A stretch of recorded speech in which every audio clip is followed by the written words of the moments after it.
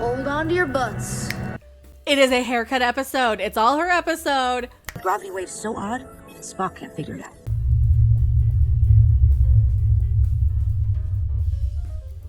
And it's a Gorn episode again. I am Mecca. Strange New Worlds, episode 9, season 3. We're on episode 9 already.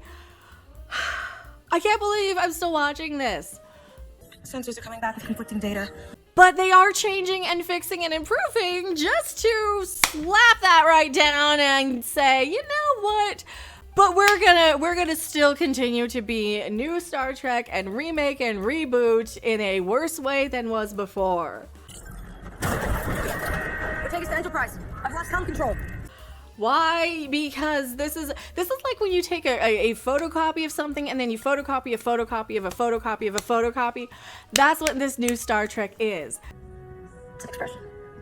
It's almost a decent episode with a decent premise. There's a thing, they're going to observe something. They want to send a pilot through a wormhole or whatever to observe something. They get stuck. Oh, but there's also a bunch of colonists who need a vaccine and they need their medicine. Monster gravity waves, remember? So what do? Time crunch. Okay, good premise. Very good premise for an episode. They send Haircut alone through the wormhole thing, even though she's... We have specifically retrofitted the shuttle, stripped out all non-essential equipment. Just gotten back from some PTSD, some sort of mission. Like they say, every ounce counts. And you, Mr. Spock, too many ounces. Where she almost got killed from the Gorn, because that's our big baddie in this. Even though they're not the Gorn from way back, they're the new Gorn. They're the new and improved CGI, 25% different Gorn. So that they can do whatever the crap they want with them. I feel like you've played chess before. But they also have the Paramount stuff, so what do?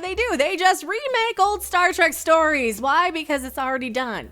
The universe is already built. They don't have to think about anything or make up a militarized fleet of spaceships in a futuristic setting. They don't have to figure out ranks or command. It's all done for them. Every little bit of world building and characters and alien species, from hail them to on-screen to warp speed to the Gorn to everything, to their uniforms, their comm badges, their tricorders. It's all done and thought up for them in advance. All they're doing is coming in and... I've lost contact with her tickets. I'm not picking up her transponder. Redoing it and remaking it. They're just taking what's there already and just rehashing it for your annoyance. It was almost a good episode. Why? Here's what they're doing correctly. Here's what they're doing right. One of my criticisms has always been they don't do individual episode stories. They were just letting Michael Burnham, their main character on Discovery, do everything while everybody stood around with their thumbs up their backsides waiting for her to solve something. Damn. Now we have actual episodes of the characters on our bridge. Yay, good job, perfect. Good for you. That's what I wanted to see. That's exactly what I want to see in Star Trek. I want to see these character-driven episodes of what would they do, their morality plays. You've beaten me 3 games straight. Exactly, almost the right thing. You're going in the exact right direction, but you're remaking an old episode and making me... Haircut lands on this little asteroid by a gas giant. There's a bunch of storms and stuff. She doesn't have any emergency rations for some reason in this shuttle. The rations. No. They're watching and picking and choosing a few episodes here and there to remake. They watched Arena though. Oh, they watched Arena with the Gorn. Oh, they watched Arena. So, Haircut lands on this rock. Why am I mentioning Arena? She lands on this rock. She needs to figure out how to get water. She makes water. She figures out, oh, I gotta go find food. I gotta go hunt for food like it's the Oregon Trail or something. Agree. Wait, how'd you know what I was saying? So she goes after her little shuttle. Apparently there's an atmosphere on this little asteroid or moon or whatever. There's 300 some moons circling this gas giant. There's no sign of the shuttle. She she almost gets killed by an insect, and a Gorn saves her and then throws her some food. It's enemy mine. It's enemy mine. We saw enemy mine. What happens when you have two alien species that don't like each other and you strand them on a planet? Are they gonna get along and be friends and survive together? Or are they? That's this premise. She finds a Gorn. No. No, I won't kill you. She tries to communicate with it. She figures out a way to rig her it's a real tricorder. It looks like a tricorder. You understand me? It's a tricorder. Oh, a tricorder. Something I recognize. Okay. So she opens it up and rigs it to communicate with this Gorn, and imagine that this is a real one from the show and not a toy one that batteries would go in there. So she rigs it to communicate one-word answers with this Gorn where they can go agree or disagree. It should give yes or no responses. Agree. The Gorn wants to keep her alive as a friend. They feed it, like the Gorn feeds Haircut these insects that are trying to kill them. They figure out ways. This Gorn has figured out a way to survive these solar storms and these insects on this planet. Okay. So what? They figure out a way to communicate. Agree. Wait, how'd you know what I was saying? And wait for the Enterprise. Does the Enterprise just show up? Did they hear the signal? I don't even remember. By that point, I was already irritated that it was just a rehash of Arena and enemy mine. Instead of fighting, they make friends, though. Instead of fighting the Gorn, they make friends this time. You'll come with us.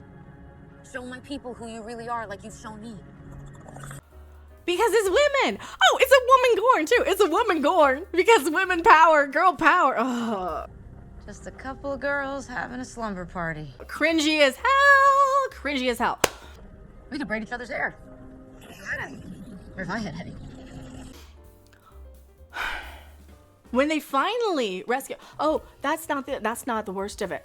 Uhura has to go in and fake all this data just so the captain approves the mission to go and rescue Haircut. Scan capability needs to be above 60%. Was that the right call? Probably. It is one of those sort of command decisions. What do? You got to go and take this time-sensitive medicine to the colonists. And there's women and children there, and we only have one crew member gone. 4,000 people for one crew member. That's a tough call. That is a tough call. You could have left enough emergency rations there. However, here's the thing. They could have gone, taken the supplies and come back. That's not possible because this little wormhole keeps collapsing. They send probes through it and the wormhole gets smaller and smaller and smaller. You understand me? By the time they finally find her, they beam down to this thing. Their security team, La'an and everybody, they shoot the Gorn immediately. Immediately!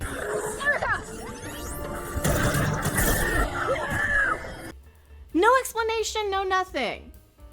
At the very tail end of the episode. And instead of having this morality, and they might do it next episode, instead of having this discussion of, this Gorn saved my life, why did you kill her? No! By sparing your helpless enemy, who surely would have destroyed you, you demonstrated the advanced trait of mercy. Instead of having that discussion at the end of the episode, they do have a little brief, La'an's my friend, but so is the Gorn. Something we hardly expected. We feel that there may be hope for your kind. We are the Metrons. We've inhabited this region of space since long before your species walked upright. That's how it ends. No, they stop the episode during the transporter beam. You know where I'm going? Star Trek fans, you know where we're going with this. Therefore, you will not be destroyed. It would not be civilized. The Metron shows up. Curiosity. Curiosity. Human. A Gorn. Two barbaric species, each determined to destroy the other. What happened to the Gorn? I sent him back to his ship. To talk to Haircut about this experiment that they have placed before her to study her and see what she would do, to say, yeah, you're fine, the rest of your people are shit, and they would never survive us. It's the rest of y'all who aren't ready for the aliens. I'm like, oh yeah, we already knew that. If you like, I shall destroy him for you. No, that won't be necessary. In TOS. When it was Arena! When it was Arena. So. But what could happen if you were forced together?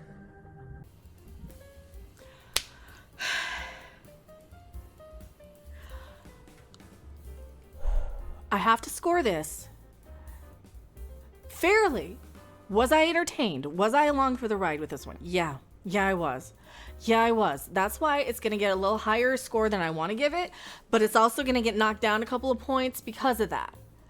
Because of this remake stuff. 7 out of 10. 7 out of 10.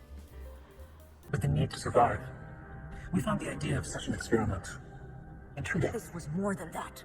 I was entertained. I was intrigued. I also felt very, very gypped and ripped off. When you first arrived, this creature didn't need you to survive. By just the clear and blatant remake, rehash, reboot. We can talk. Maybe reach an agreement.